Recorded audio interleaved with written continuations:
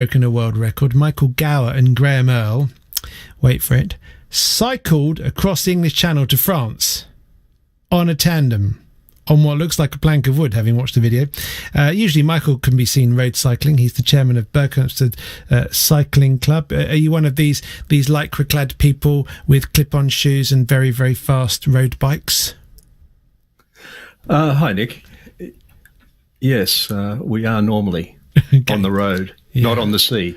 No, I've seen the video to this, Michael. I've seen it on French TV, right? And the headline is that the two British people break the record on a bike. They didn't put crazy people, which I think they would have probably been well within their rights to. Because if you look at the picture, I'm going to describe this actually. So you two are sat upon what looks like a couple of slightly oversized coat hangers.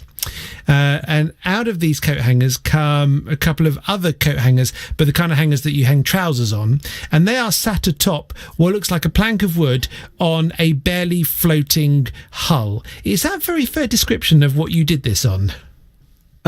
Yeah, it's a fairly reasonable description, Nick. I mean, I think the thing about it was that we probably could have spent a little bit more time developing our craft, but we were quite keen to get this record done, so we took what we had and we basically improvised. Okay. And it was a little bit jury-built. Yeah, true. Yeah, it is. The word I'm going to use is slightly wacky. That's the best way to describe it. But fair play to you for doing it. How did this all come about? Because obviously you're fit. You know, you cycle anyway.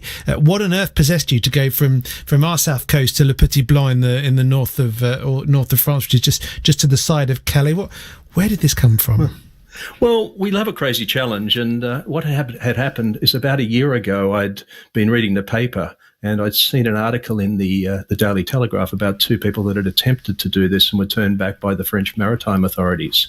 The cycling club has a regular Thursday night drink session the last Thursday of the month. So I took it down to the pub with me, and I said to, after a few beers, I pulled it out of my pocket and I said to one of my cycling colleagues, "Look at this. This is extraordinary. Why don't we try and do this and get this, done properly?"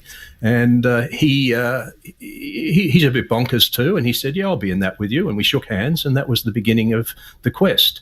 And the quest really involved a huge amount of work in getting lawyers, a maritime lawyer in France, to help us to get permission from the French authorities, because this hasn't been allowed in 20 years. No, it hasn't. How did you build can I call it a craft? I mean, that's probably a slight exaggeration, but how did you build her?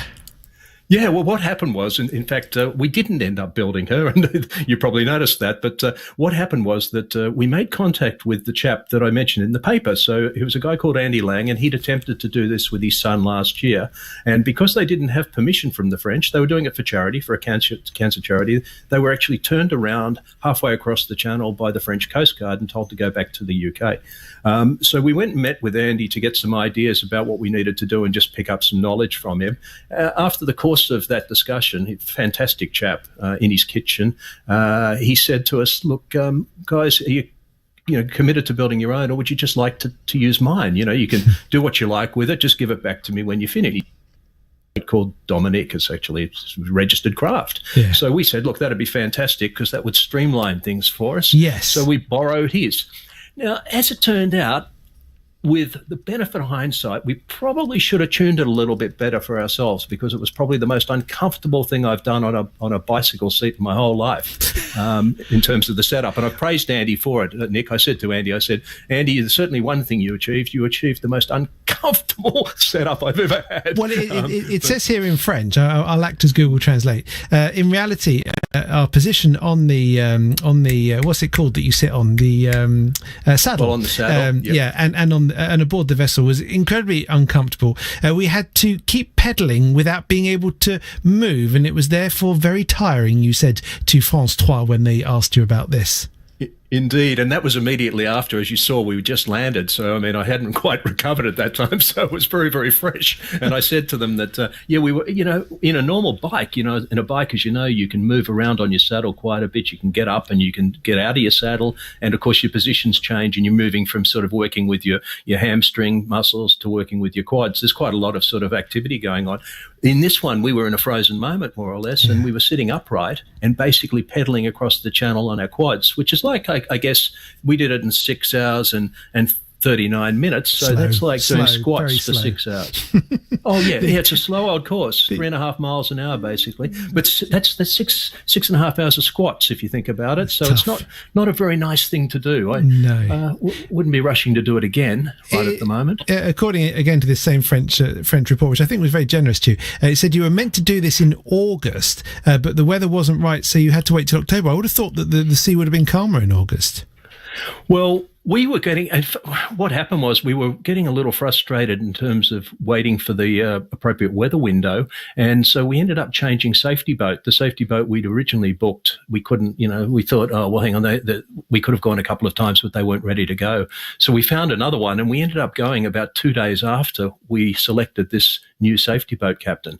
Now, as it turned out, it would be fair to say that it was acceptable, but the water was not flat. We had no mill pond. It was rock and roll all the way across the channel. So our little boat was pitching and rolling. It was quite an interesting experience for Graham and I to sort of take that thing. At one point in time, our floats were quite underwater. So maybe we should have picked a quieter day. But again, it was just a chance of making sure that we got it done this summer.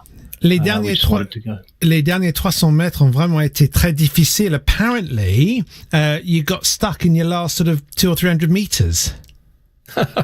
Well, we got a bit of a bang, and Graham turned to me and he said, "We just hit a rather large jellyfish." We're calling it a giant jellyfish because it sounds better that way. A Medusa, so what happened was, oh yeah, well, this bent our propeller, but luckily we were only 300 meters off the beach by this time, so we were able to make land. Yeah. But we had quite a buckled propeller. We'd had a couple of mechanical things happen across, as we later found out. Our chain had actually come off the sprocket, but it was jammed around the hub to the extent that it would still create enough friction for us to pedal. Yeah. So we were very lucky in a way that we were able to complete it, because we had 2 or 3 sort of mechanical issues. But the last one, yes, was the giant jellyfish. I'm going to use some football tackling parlance here and say that you took a reducer from a Medusa, which I actually think should be the title of a... If you write the book, can you call it The Reducer from a Medusa and credit me? Yeah, I'll borrow that. Yeah, absolutely. It sounds good. Yeah, it's got a nice ring to it. Your sense of achievement when the two of you made it to land, when you made it to the Petit Blanc, you must have felt great, albeit a little bit sore around your bottoms. Indeed. Yeah, no, it was fantastic. I mean, we were just so exhilarated. We had a team with us, of course, on the boat. We had a couple of other guys from the club, a guy and a girl, Chris and Sarah from the club, who were there to sort of do the timekeeping and other things, and they gave us a huge amount of support. So it was a real sense of accomplishment. I mean, it had taken nearly a year to make this happen. Yeah. The actual crossing part was quite small in terms of time compared to the amount of work that had gone in, as I said earlier, with the legal work and just getting permissions and going through the whole process of being allowed to do it. But we were so grateful to the French in the end, the French authorities, for allowing us to make the crossing. Yeah. And I think as you said, I mean, they were very generous with us. I mean, they could have called us absolutely bonkers, but they were these kind. Crazy British and they men. Didn't. or not so British, judging by your accent. Where are you from originally? I'm a dual, but originally from Australia. What I will say about that particular part of France, having lived there for many, many years, is a very, very pro-English part of the world, and I'm sure they would have welcomed you with open arms once they saw you land on the beach like that. I must give you the opportunity to talk about the cycling club. I've tried to join cycling clubs, and I won't name them, but basically I didn't find them very friendly, not least the thought of having to have some form of audition to get into it. How, on a scale of 1 to 10, how serious, and I'm using serious in italics, is the Berkhamsted Cycling Club? As in, are you a friendly bunch? Oh, in terms of friendliness, we're 11 out of 10. If you come down to the car park, which currently at this time of the year is down at the Tesco car park at 7:45 on a Saturday morning, you can come down and have a trial ride with us. There's no issues with, you've got to be at a certain performance level. We cater for all types of road cyclists, anyone who can basically go over 12 miles an hour. And we are the friendliest, most social club. I mean, the heart of our club is our club ride on a Saturday morning. And after that, we go back to, at this time of the year, back to the King's Arms for coffee and cake. It's nice. A beautiful, really pleasant little get-together.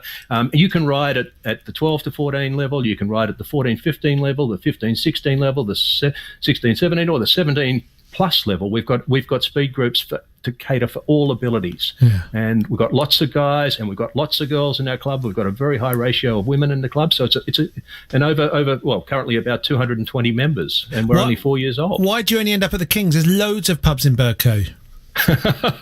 Well, it's just the one that we go to for coffee, Nick. We go to others later. No, the Kings has been a great supporter of ours. I mean, I've got to say that as well. I mean, the Kings Arms has been a huge supporter of the club since the very beginning. So we do spend a bit of time down there, and we try to have a drink down there. That social club drink that I mentioned earlier, where this all came about, also happens down at the King's Arms. But that said, in summer we go to the cricket club in Berkhamsted because they have a large outdoor area, so we tend to use that in the summertime, and in the wintertime we use the King's Arms. Can I just double check? Friendly? Can I just come double down? check? Come down. Am I right in saying, Michael, you did just call them a Butte supporter?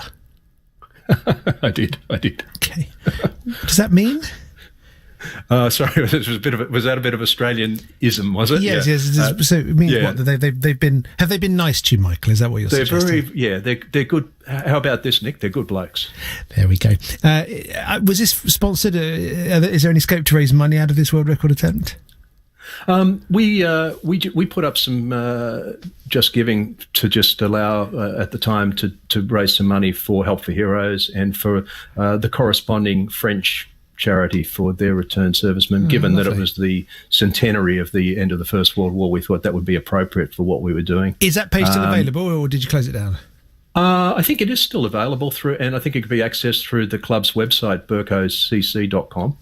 There we go. We just think so anyway, but please don't hold me to that. It may have possibly been closed down by now, but we did it that way. But the primary purpose of this was, I must say, our mission was for Graham and I to have this adventure that we wanted to accomplish, and we paid the costs of this out of our own pocket. There were obviously costs associated with safety boats and things like that, which we had to pay for as part of the deal in being allowed to do it. So that was all covered by us. It was just something that we wanted to do. You've been very, very good value. Bravo, mon grand, as they would say to you on the other side of the channel.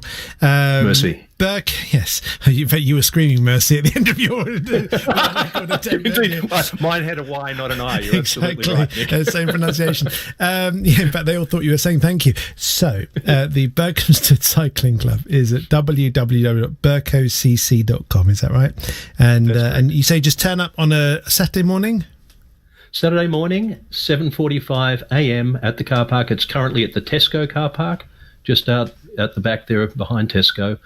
You see a large group of us on a Saturday morning at that time. Come down, say hello, make yourself known, and we'll look after you. Brilliant. It'll be good fun. I really enjoyed chatting to you. My sport, to use some of your Australian parlance that you've chucked in here. It's a fantastic achievement. Totally bonkers, but a wonderful achievement. And I must wish you and indeed Graham congratulations on having done it. Thanks very much, Nick. Appreciate that. What a lovely guy. Michael Gower, he cycled across the channel. Crazy. It's Nick Coffer on 3.